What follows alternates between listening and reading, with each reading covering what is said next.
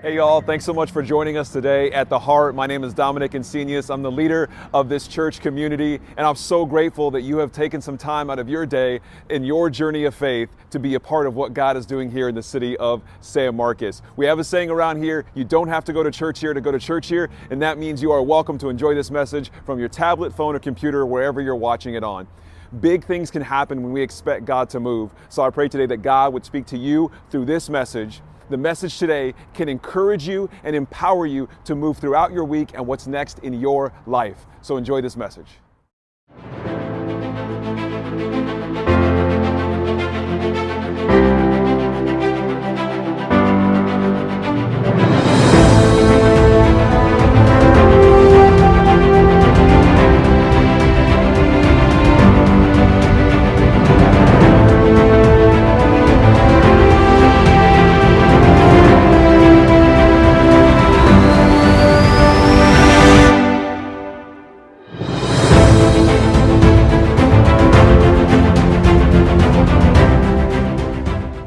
As you see, we're in a new message series called Heroine. And so what we've been doing is we've been taking some time. Each year we do a message series called At the Movies. And so for this message series, what we wanted to do is we wanted to look at strong female characters or actresses and to look at the lessons that we see in the movies and how they relate to us in our life. So guys, we did Denzel last year, so we're not leaving you out. But this message series has been so much fun. Last week we watched and looked at A League of Their Own, and we talked through why it's not the critics who count in our lives. And so this week I'm going to be inviting our dear friend Candace up. She's going to share with us today, and I'm excited to hear from her. I'm excited for you to hear from her as well. So why don't we bring her up?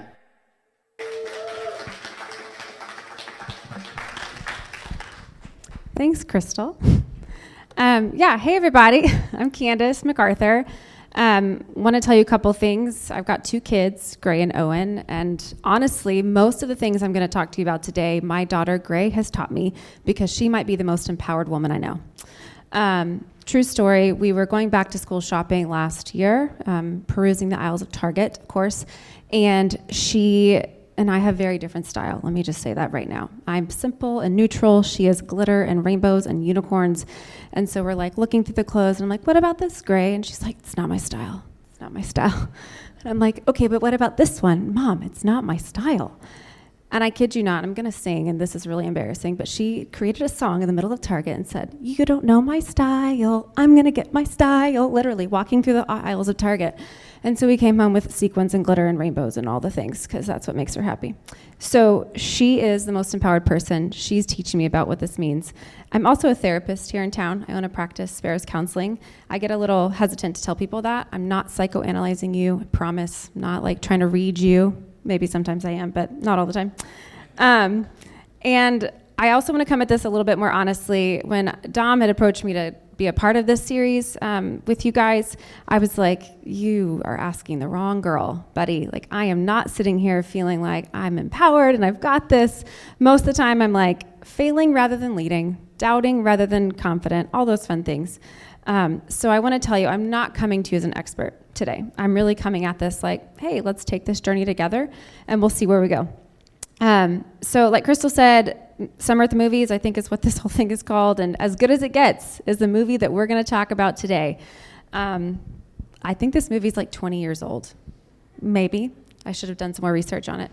And just a forewarning, like maybe not the best pick for like a family movie night, but I'm not your boss, so do whatever you want. But I wanted to talk about something it's a little psychology lesson before we jump in. You can use this with your coworkers tomorrow on Monday and sound really smart. So there's this theory in development and growth in psychology called schemas, okay? So I'm gonna explain what schemas are, and I have a definition on the whatever that's called. And I'm gonna read it for you guys real fast. So a schema is a cognitive framework or concept that helps organize and interpret information. Schemas can be useful because they allow us to take shortcuts in interpreting the vast amount of information that is available in our environment. So schemas are like our brain's way of like walking into a room and being like, oh, that's a person. I'm like putting that together. So I have a person box and I have a social schema box and I have an object box. It's how you know a horse is not a dog, is not a cat, right? You have all these little boxes in your brain. It is our brain's way to understand and interpret life. It's like a nice little shortcut. And I want to tell you that I had a schema of what a woman looked like in leadership, or rather what a woman looked like who was allowed to be a leader. And so what I want to do today is talk about what my schema was before, and then hopefully we can take some time to talk about what maybe we could shift to. Cool? Our schemas, we all are, psychology. Okay, so first things first, a woman that was allowed to lead or who seemed empowered, I'm gonna put this in quotes because this is very quotable to me. She had it together and her life was not messy. A woman who was leading seemed to always have her stuff together. She was organized, she knew what she needed, she knew what she wanted to get done. She did it all, and she probably did it really, really well. She was always on top of things. She's the one that had the to-do list, and there was never boxes unchecked, if that makes sense. She was very pretty. She was thin. She was nice. She was probably a boss somewhere, somehow. She probably drank green tea. She always had well-behaved kids. And always meal prepped on the weekends, right? And definitely had yoga happening because she had a balanced life, of course. Life is never messy. She had it together. The second part of my schema of what a woman who might have been allowed to lead looked like was she never needed help. She was fully capable. She was always on it. She never asked for help. Instead, she was always offering you help. How can I help you? What can I do? She said yes to the PTA. I had never said yes to the PTA. She said yes to taking care of you. She said yes to helping with your projects.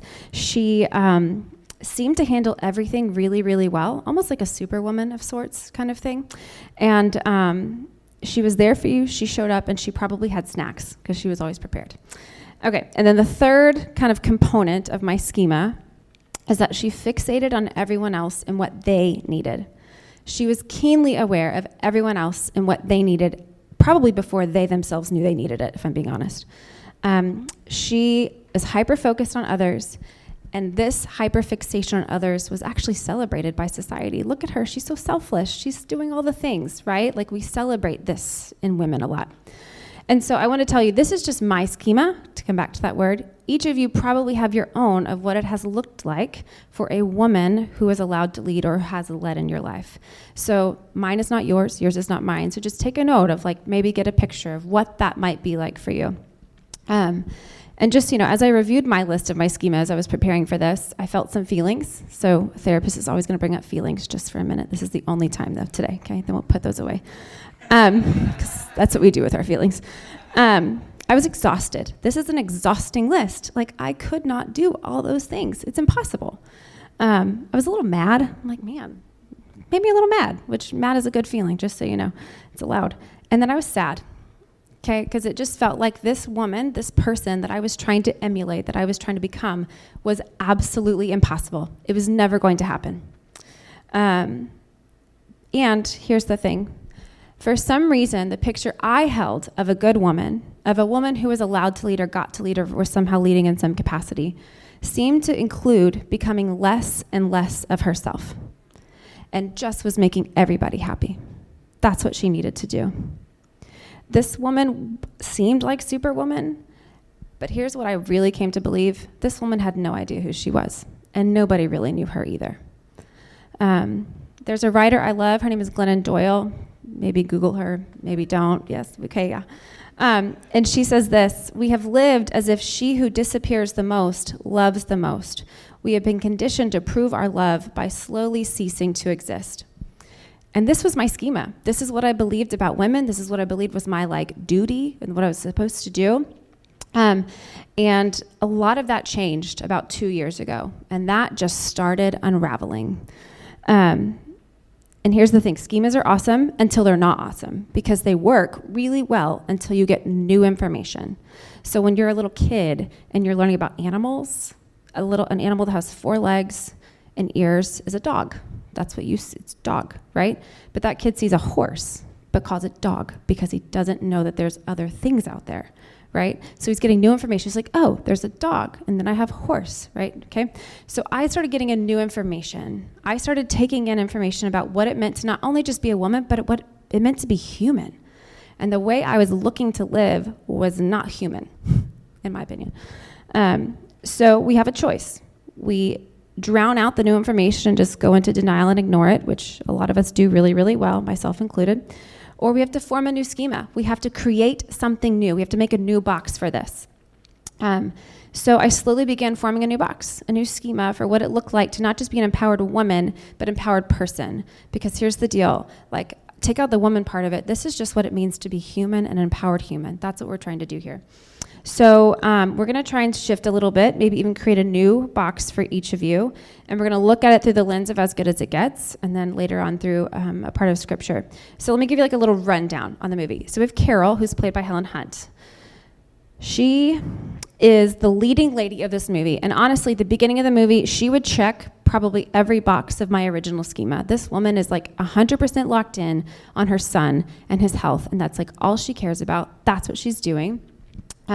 She takes care of business. She seems like Superwoman. She really has no idea who she is and has no space or time to figure that out because she's too busy with everything else. And her mother is constantly like, let me help you. And she just pushes it away. I got it. And I could probably do it better than you, right? So she's got it.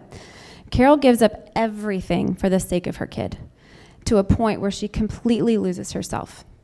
And like I said earlier, I think sometimes the mark of a hero or a heroine or someone who's in leadership is that we just become selfless and they sacrifice everything. That to be good, we have to be worth something, to be allowed to lead, we have to completely lose ourselves in the process. And we see this happening with Carol. We see this we don't know who she is. We know that she's a mom. We know that she has a sick kid. We know she's a waitress for a really long time. That's about the extent that we know about her. So what happens? So Carol, Helen Hunt, meets Melvin, Jack Nicholson. He's a good one. And I don't know how to describe Melvin. Grumpy, very, very grumpy, very mean.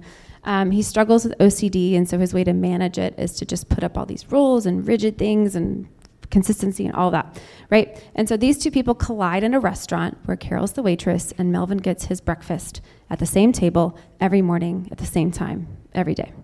And as we see this relationship unfold, what we see in Carol is she starts to shift. She goes through a change. She transforms. We see her start to come out of hiding from behind her son's story, from behind her son's illness. We see her start to receive help from others. She actually receives, it's a long story, go watch the movie, but receives money in some capacity to help pay for the bills. We see her relating to people more directly and honestly. Half the time I was like, Carol, you are kind of mean, but it's fine. And we see her life get pretty messy, and she allowed for it. And that's what's really cool. So we are going to see the shift. And what I want to say is that when her empowerment took place, it was not when she was hiding behind her son's story.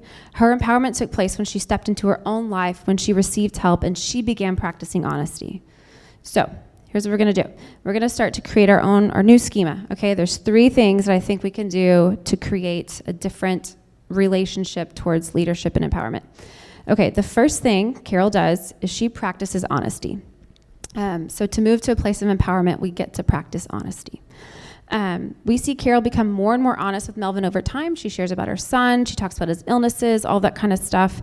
We see her talk about her inability to keep up with it all. She quits going to work at some point, and she lets people know that. Instead of hiding and keeping her mess as closed off from others as possible, she starts to open herself up as she is. I'm a mess. I don't know what I'm doing. I can't make it, right? Honesty became the hallmark and one of the ways she started to live into her story. And she emerged not just as her son's mother, but as Carol. Carol started taking shape at this point. There's a story told in 3 of the 4 Gospels, and I just want to be honest, I have a complicated relationship with the Bible, and so when I open it up, it's like, oof, how do I do this? But these are the stories, recorded stories of Jesus and what he did and what he was like, and so we're going to talk briefly about a story that's in 3 of the 4 Gospels. It's about a woman, and she had been bleeding for 12 years. She was really sick and was really desperate to get help and couldn't get help. Nobody could help her. She was not okay. And in this moment of desperation, there's like this big crowd. And she's like, if I could just touch Jesus, he might help. So she like, I don't know what she does, but she like crawls under and like touches his robe. That's all she does. And apparently she's healed. She stops bleeding right away.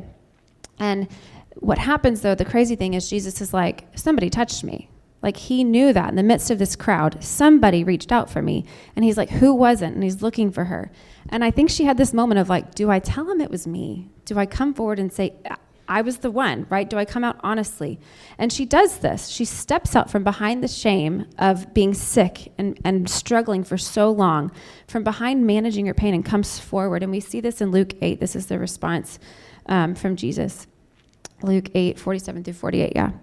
When the woman realized that she couldn't remain hidden, she knelt trembling before him in front of all the people. She blurted out her story, why she touched him, and how at the same moment she was healed.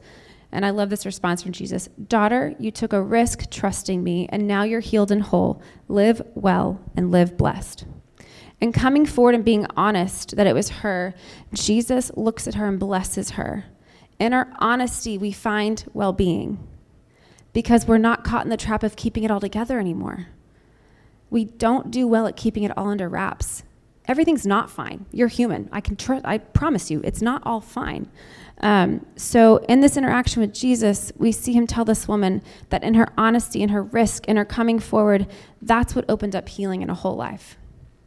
Honesty is a gateway to empowerment. It's a gateway towards taking up space and living into our lives. So that's the first way. The second way that we see Carol move and shift towards this place of empowerment is she starts to practice the setting of boundaries and knowing her limits. So in moving to our place of empowerment, we can set boundaries and know our limits. I could spend 10 hours on boundaries. We could have coffee if you want, or I could give you my business card later and we could talk about it in therapy. Just let me know. But Carol learns to say no. She says no a lot. She is like, I'm like, man, you say no a lot, girl. She sets limits. She tells Melvin, get out, leave, go away. She's like, I'm not putting up with you, right? She sets limits. She is direct. And so sometimes I talk about boundaries as like drawing a line around yourself and knowing where you start and where you stop. So you're like, this is who I am and this is who I'm not. And we see Carol do that. All of us have different relationship with boundaries and things like that. Some of us are like, boundaries are awesome. I get to stay away from all the people, right? And some people are like, boundaries are horrible. I'm a mean person if I set those. So each of us have like a different relationship with boundaries. However, what I would like to suggest is that the healthiest and most empowered people live within their boundaries and they know their limits because they're connected to their sense of who they are and who they're not. They are moving from a place of what's right, best and wise for them. And I want to just make a point here. I didn't say right and wrong for them. I said best and wise, which is, again, another whole other conversation we could have another day. But there's a quote from a therapist. Her name is Bethany Webster. She describes boundaries like this. Having healthy boundaries involves being connected to your worth, being anchored to your own center of truth, and being willing to communicate with those around you authentically. It's a skill that can be learned, practiced, and refined over time.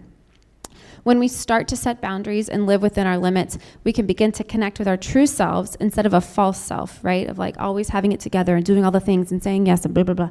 And that's what empowerment looks like. Just so you know, I like looked up Webster, the definition of empowerment, because I wanted to make sure I was teaching you guys the right thing. And it's this: having the knowledge, confidence, means, or ability to do things or make decisions for one's self. So in knowing ourselves and knowing where we start and knowing where we stop and knowing our limits, we actually move towards a place of empowerment because we're making decisions that come from an internally connected place. I know who I am and I know what decision I'm going to make right now. Okay, so the third way, the third kind of movement we're going to make, what we see happening in Carol's life, and her taking a place of empowerment, she begins to own her story. And what's the beautiful thing that happens there is she then invites other people to do the same thing. So if you've seen the movie, like the most quintessential line of the movie, maybe you could say it with me in a minute. I'd be really excited if you could. This would be wonderful. They're sitting at dinner. Carol says, Melvin, pay me a compliment. Tell me something good about myself, about me. And he like fumbles for a minute, and then he says this famous line, you make me want to be a better man. I saw some of you mumble. It's good, good. Okay, first off, wow, that's really nice. That's like the best compliment ever, right? All the women are like, yes, that's right. But here's the thing, we actually see this play out. Like, Melvin was not nice, right? But he like starts taking care of his neighbor's dog, and he starts, he puts bacon in his pockets to take care of the dog. It's a whole thing. He talks about how he didn't want to take medication to manage his OCD at the beginning of the story. But he starts to take it again to manage his health. And guys, this is what empowerment is about. This is why empowerment is so crucial, not just for women, but for humans. Because when we shift to a posture of empowerment, it eventually empowers other people to do the same thing. When Carol owned her story, when she was honest, when she moved away from living behind her son's life and his sickness, and when she showed up authentically, it created an invitation for other people in her sphere to do the same thing. And invited Melvin to take ownership of his life and his story and make changes that led him to have a healthier and better life. I'm sure you've heard the phrase, and I hate this phrase as a therapist, so just like, don't repeat this ever, but hurt people. It's really like, just don't say that. But I'm gonna give you a new one today. Empowered people empower people. That's what happens. This is what we see in and through the life of Jesus. I'm gonna circle back to the story of the woman that had been bleeding. He tells her to go and live well. Remember that? That's his like charge to her. And we don't have, I'm going to imagine here for a moment, but I just want to imagine what her life was like after that encounter with Jesus. I'm imagining that woman did not hide another day in her home. I'm imagining that woman like went up and talked to people. And I imagine that when she talked to people, she told that story of what Jesus did and what he said to her over and over and over again. And I imagine her living well invited others to live well, to live free, to live holy, right? So this is empowerment. Jesus empowered her. He sent her off to live well. And so I'm going to close with this. I have to close with Brene Brown. I know Crystal's a Brene girl, and Brene and I are on a first name basis. So there's a book that she wrote. I thought it was just me. Highly recommend. It's about shame. Super fun. And she talks about in this book 2 types of power. She talks about the concept of power over and then the concept of real power. And I'm going to define power over. Power over is this idea of using your power to control people and to take advantage of others. In this type of power, the power is finite. It's limited. So like if you take some power, there's less power available for me to have, right? It's very transactional in that way. And this is the dangerous form of power. And I honestly think that sometimes when we think about empowerment or power, this is what we imagine. And most women are like, I don't want that. That's bad, right? So that's not empowerment, just to let you know. Her definition of real power, and what for our sake today, empowerment, is this. It's the ability to change something if you want to change it. It's the ability to make change happen. And real power is unlimited. Y'all, when we are in the business of empowering ourselves and others, there is always enough power to go around. There is no lack. And we get to create real power because it's from an internal place. We're not grabbing it externally in any way, shape, or form. And this is what we're doing in the work of empowering people. We have to start with ourselves. It is an internal job. That's what this is. It's an inner work. And when created through being honest rather than hiding, we allow space for the mess rather than asking for help. We set limits and hold boundaries rather than fixating on everyone else and what they need all the time. And we own our stories rather than living behind someone else's. Empowered people empower people. I'm going to pray. God, thank you so much that you entered in and you just said, I'm going to empower you.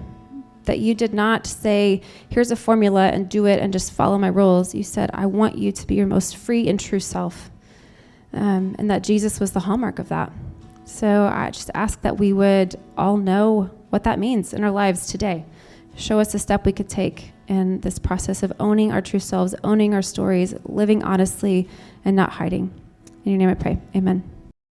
Y'all, thanks so much for joining us today at The Heart. To find out what is next for you in your journey of faith, I want to invite you to go to theheart.church/next, see what's in store for you, get in touch with us. We would love to be able to connect with you and see how we can partner with you in your journey. I hope you have a great rest of your week, and we'll see you soon.